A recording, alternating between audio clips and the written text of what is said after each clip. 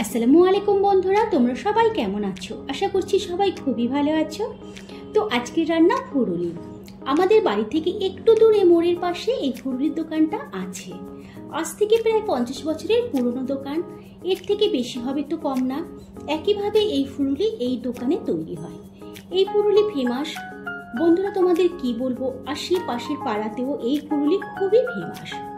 কেউ গরম গরম ফুরুলি মুড়ির সাথেও খায়, কেউ আবার গরম গরম ভাতের সাথে ফুরুলি ভর্তাও খায়, আবার কেউ রান্না করেও খায়। তো কিভাবে রান্না করছি দেখা যাক। এখানে 4 পিস ফুরুলি নিয়েছি বন্ধুরা, তোমরা দেখতেই পাচ্ছ কত বড় সাইজের ফুরুলি, আর এত মুচমুচে, তোমাদের কি বলবো, গরম গরম খেতে খুবই ভালো লাগে। পেঁয়াজ, টমেটো, কাঁচা লঙ্কা, রসুন বাটা নিয়েছি। বরবটি কড়াই লম্বা লম্বা করে কেটে নিয়েছি, আলু লম্বা করে কেটে নিয়েছি। এখন ফ্রাই প্যানের মধ্যে পেঁয়াজ রসুন বাটা লাল করে নেব। তারপর এর মধ্যে আলু দিয়ে দিলাম। আলু খুব ভালো করে তেলের মধ্যে ভাজা ভাজা করে নেব। আলু ভাজার সময় 1 চামচ নুন দিয়েছিলাম। তারপর 1 চামচ করে লঙ্কা হলুদ গুঁড়ো দিলাম, আর 1.5 চামচ ধনে গুঁড়ো দিলাম। মশলা আলুর সাথে ভালো করে কষিয়ে নিলাম। তারপর বরবটি কড়াই দিলাম। বরবটি কড়াই দিয়েও 2-1 বার ঢাকা দিয়ে কষিয়ে নিলাম।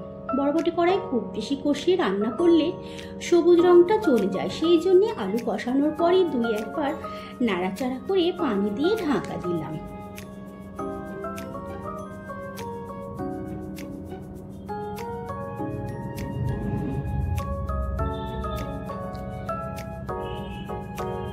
দেখো বন্ধুরা, এবার পানি দিয়ে ঢাকা দিলাম, বেশ অনেকটাই পানি দিলাম।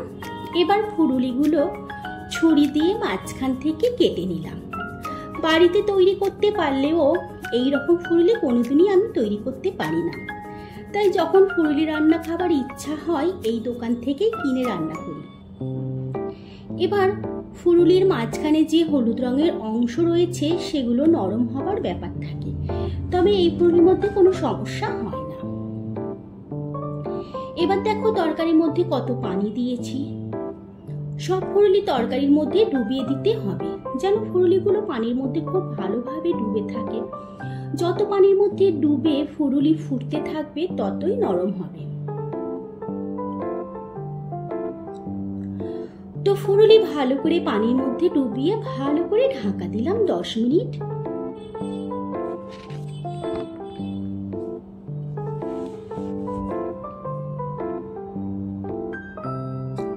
দেখতেই পাচ্ছ বন্ধুরা কত ভালোভাবে সব ফুরুলিগুলো পানির মধ্যে তরকারিতে ডুবিয়ে দিলাম। এখন 10 মিনিট পর যখন খুলে দেখব, তখন দেখো ফুরুলি সব পানিগুলো অ্যাবজর্ব করেছে।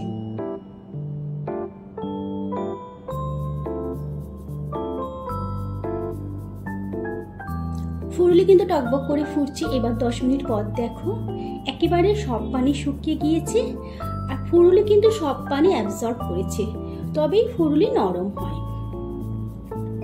এখন রান্না একেবারেই রেডি। সবসময় যখন মাছ মাংস খাবার ইচ্ছা হয় না, তখন নিরামিষ কিছু খাবার ইচ্ছা হলে এই রান্না অবশ্যই একবার ট্রাই করবে।